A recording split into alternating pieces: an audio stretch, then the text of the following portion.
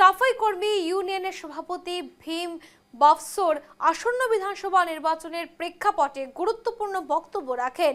তিনি জানান যে এবার অসমের সাফাই কর্মীরা কোনো নির্দিষ্ট রাজনৈতিক দলকে সরাসরি সমর্থন দেওয়ার সিদ্ধান্ত নেয়নি, বরং যে দল অসমের সাফাই কর্মীদের সার্বিক উন্নয়ন ও স্বার্থে কাজ করবে এবং তাদের ন্যায্য দাবিগুলো মেনে নেবে সেই দলকেই রাজ্যের প্রায় 10 লক্ষ সাফাই কর্মী সমর্থন জানাবে।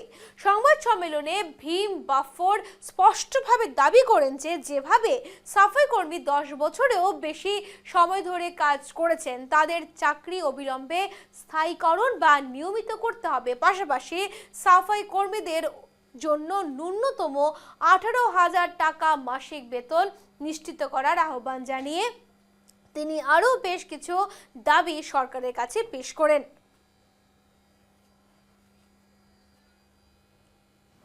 নমস্কাৰ, মই ভীম বাজপুৰ।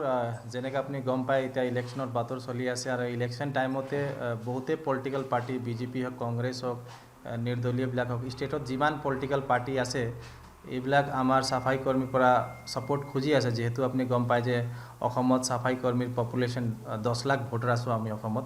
এইকাৰণে প্ৰত্যেক পলিটিকেল পাৰ্টি আমাৰ পৰা ছাপোৰ্ট খুজি আছে, কিন্তু আমি এতিয়া চিন্তা ভাৱনা কৰি আছোঁ যে আমি কেনেকৈ ছাপোৰ্ট দিম। যিহেতু আমাৰ যি কথা লৈ আমি যে ইহঁতক ডিমাণ্ড দিছোঁ, এই ডিমাণ্ডটো এতিয়াও আমাক 100% গেৰেণ্টি দিয়া নাই।